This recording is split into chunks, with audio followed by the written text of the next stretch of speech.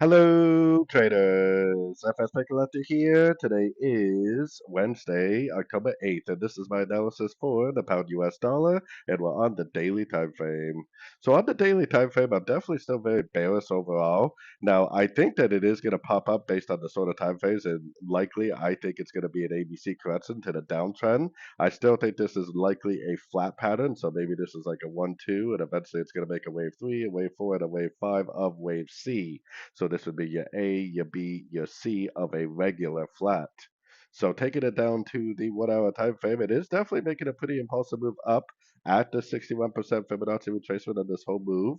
Now, perhaps this really is a wave A and this really is a wave B, and maybe it does spend the next day or two trending up for a wave C, and then it ends up continuing back down towards the end of the week.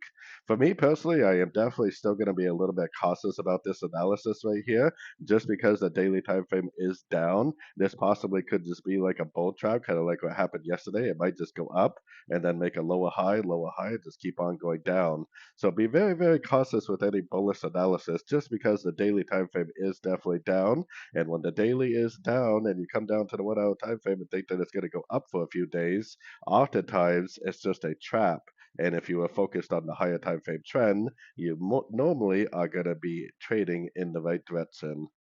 So anyways, don't forget to check out my website linked over here in the corner. And as always, thank you for watching and happy trading.